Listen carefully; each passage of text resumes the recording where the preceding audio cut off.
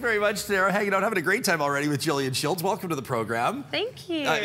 You're probably better known to millions of Canadians as Miss Rodeo Canada. Have you gotten used to the title by now? It's been what, since November? Well, you know, I think it's hit me a little bit, but with every new experience, I sit there and go, wow, I'm doing this as Miss Rodeo Canada. You're walking around with a shining crown and a sash, and what an honor. Now, you grew up around rodeo, I would imagine, in Didsbury? Yes, I grew up on a farm west of Didsbury, grain and cattle operation, so grew up with a Western background.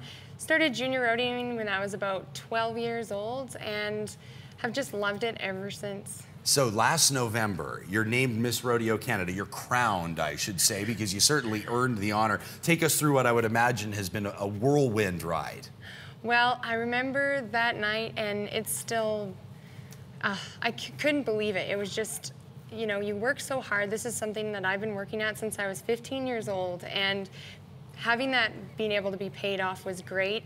All of a sudden, Las Vegas was my first go at everything, and that was just unbelievable. I still think that was probably the most hectic time of the year, but amazing. So many people in the rodeo world work towards being, you know, in the National Finals Rodeo, and getting to take part in that was awesome. And representing essentially Canadian rodeo, yes, and the competitors and the fans of Canadian rodeo. Now you're here under the context of CFR 2014. We're looking for Miss Rodeo Canada 2014, and I know right now ears are going to perk up, and there's probably girls that are watching right now going, oh my gosh, I'm at home on horseback, I love the rodeo, I'd love to get involved, but I don't know if I'm a good fit. How did you know that this was something that you wanted to pursue when you were 15 years old?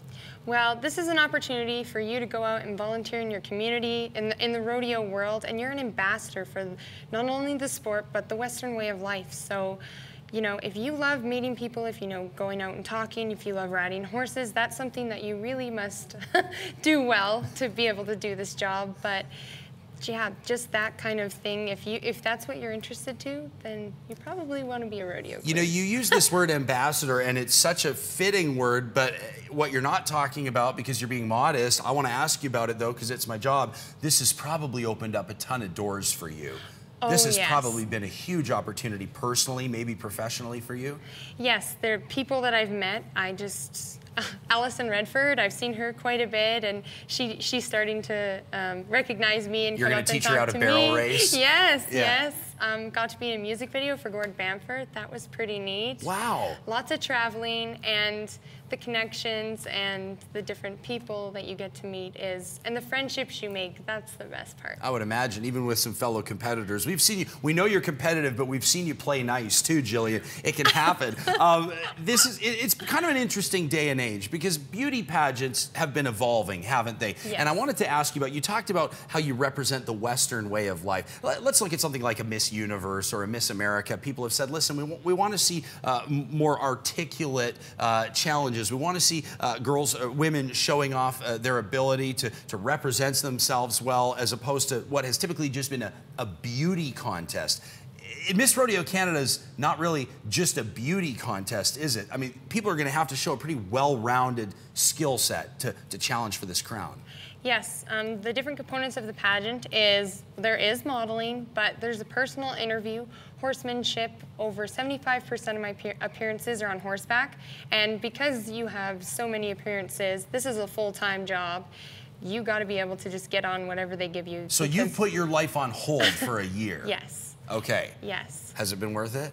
Oh my goodness. I don't know if I'm really ready to give it up yet. You But don't have I've got to. a little while yet. The good news is you do have until November, so Yes. that's the good news. I think sometimes when you have a deadline looming, you can appreciate it a little bit more, can't you? Yes. But you're here to let us know the deadline coming up August 23rd? August 23rd is the pageant deadline. And just so girls know, if this isn't something for you to do this year, then maybe look for it in the future. You need to be able to hold a Canadian Professional Rodeo Association Queen title in order to run.